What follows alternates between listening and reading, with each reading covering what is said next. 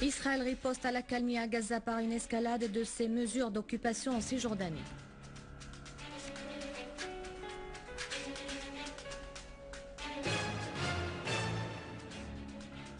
La Russie, il est indispensable de trouver un mécanisme pour rassembler le pouvoir et l'opposition et empêcher l'intervention étrangère en Syrie.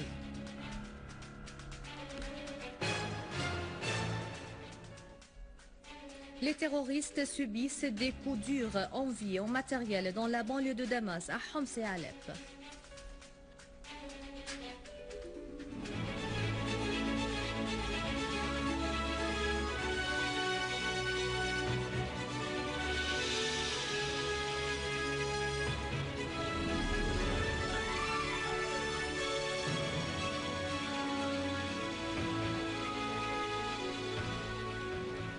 Bonsoir. Après les titres, tout de suite les détails. Le Conseil de sécurité a appelé le gouvernement de l'occupant israélien et les factions palestiniennes à s'engager au paragraphe de l'accord du cessez-le-feu qui est entré en vigueur hier soir. L'accord du cessez-le-feu en question a été conclu hier après 8 jours consécutifs d'agressions israéliennes ouvertes systématiques contre la bande de Gaza, faisant au moins 160 martyrs et plus de 1200 blessés, en majorité des enfants et des femmes. Le communiqué du cessez-le-feu lu hier soir par le président du Conseil, Hardeep Singh, n'a pas mentionné de demandes et de conditions exigées de l'occupant comme la fin du blocus imposé depuis des années à la bande de Gaza. Le communiqué s'est contenté de dire que les blessés et les sinistrés de la bande de Gaza du fait des agressions israéliennes doivent recevoir d'aide humanitaire. Et en Cisjordanie, quelques heures après l'entrée en vigueur du cessez-le-feu entre l'occupant israélien et les Palestiniens dans la bande de Gaza, les forces de l'occupant ont appréhendé aujourd'hui 55 Palestiniens, dont des députés du Conseil législatif de la Cisjordanie à travers les différentes zones et secteurs des territoires palestiniens occupés. Les forces de l'occupant ont investi aujourd'hui à l'aube la localité de Araba à Jenin, où elles ont arrêté 3 Palestiniens après un assaut mené à l'aide des chiens policiers. D'autre part, des accrochages ont eu lieu par la suite entre ces forces et les habitants de cette localité, où l'occupant a utilisé des bombes lumineuses et des balles avant d'ériger un checkpoint à l'intérieur de la localité pour procéder à l'arrestation de nombreux Palestiniens. Dans la même foulée, une autre force de l'occupant s'est introduite dans la ville de Bethléem, où plusieurs maisons ont été perquisitionnées et d'autres jeunes Palestiniens ont été aussi appréhendés à Zababdé, à Qabatia et à Moussalas al-Shuhada.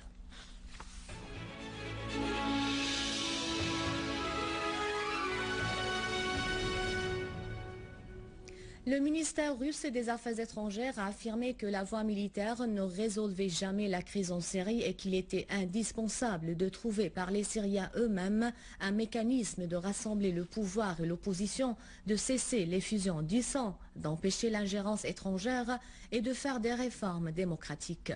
Pour sa part, le vice-ministre russe des Affaires étrangères, Sergei Ryabkov, a mis en garde contre la présence militaire aux frontières syro-turques qui, selon lui, accentue la tension sur ses frontières. Au sujet de la demande de la Turquie à l'OTAN de lui fournir des systèmes antimissiles pour qu'ils soient déployés aux frontières avec la Syrie, Ryabkov a fait noter qu'il fallait connaître la réaction des alliés de la Turquie au sein de l'OTAN, qui a promis d'examiner immédiatement la demande de la Turquie. Et le vice-ministre russe des Affaires étrangères, Mikhail Bogdanov, a déclaré qu'une délégation du comité de coordination nationale pour les forces du changement démocratique se rendra à Moscou le 28 et 29 du mois en cours. Dans une déclaration à la chaîne Russia Today, Bogdanov a souligné que la visite de la délégation est à l'invitation officielle de la Russie pour s'entretenir des derniers développements de la crise en Syrie. Bogdanov a précisé que la table de négociation est ouverte devant toutes les forces de l'opposition syrienne sans exception. Répondant à des accusations proférées par Erdogan en direction de son homologue irakien Nouri al-Maliki, ce dernier a appelé dans un communiqué Erdogan à s'efforcer d'accorder plus d'intérêt aux problèmes internes turcs et de ne pas impliquer davantage la Turquie dans les affaires des pays de la région.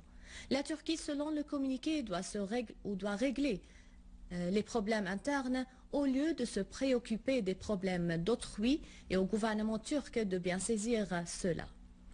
A réaffirmé le communiqué. Le gouvernement turc doit expressivement se pencher sur les problèmes que vit le peuple turc qui aspire à d'importants changements politiques pour jouir d'une vie meilleure basée sur le respect, l'échange des intérêts et la non-ingérence dans les affaires internes, ce qui constitue une opportunité à saisir pour établir une meilleure relation de bon voisinage, a-t-il ajouté. Répliquant à ces déclarations, Al-Maliki a profité de l'occasion pour dire que la guerre civile en Irak n'aura pas lieu grâce à la maturité des Irakiens, leur cohérence et leur unité interne ainsi que leur solidarité nationale, précisant que la guerre pétrolière prédite par Erdogan entre la province du Nord et l'autorité fédérale à Bagdad n'est pas permise et le gouvernement fédéral préservera le pétrole en tant que richesse et bien de tous les Irakiens.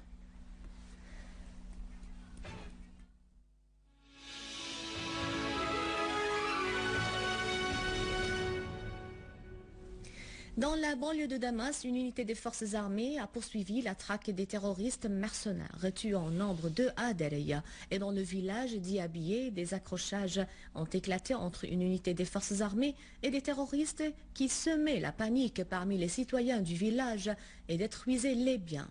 Une source haut placée a indiqué que des terroristes mercenaires, dont certains sont de nationalité non syrienne, avaient été liquidés dans ces affrontements. Parmi ces terroristes, l'on a identifié le Jordanien Mohamed Fahed, nommé Abu Ali, et Ain Telma, dans la banlieue est de Damas.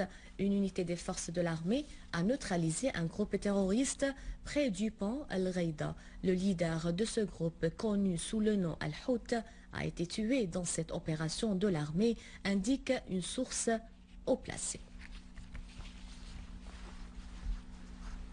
À Homs, des accrochages ont opposé une unité des forces de l'armée à des terroristes dans le quartier Jouret al-Shayyah. Une source au gouvernorat à Homs a déclaré que des terroristes avaient été tués et blessés dans ces affrontements. D'autres terroristes armés ont été arrêtés dans une opération spécifique de l'armée dans le quartier Babhoud, également à Homs. Et à Alep, poursuivant leur mission nationale dans la traque des résidus du terrorisme, les forces de l'armée arabe syrienne ont purifié la place Leïramoun des groupes terroristes armés qui sévissaient dans cette région. Auparavant, l'armée arabe syrienne a mené une série d'opérations spécifiques dans différentes régions d'Alep au cours desquelles des dizaines de terroristes ont été tués. À la fin de ce journal, un rappel des principaux titres.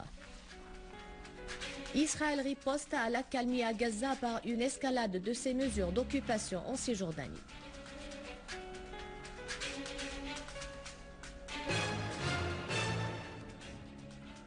La Russie, il est indispensable de trouver un mécanisme pour rassembler le pouvoir et l'opposition et empêcher l'intervention étrangère en Syrie.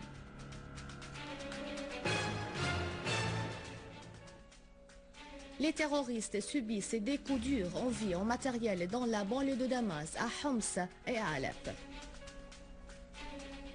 C'est la fin du journal. Merci de votre fidélité et merci de nous suivre sur internet syriaonline.sy. Bon après-midi.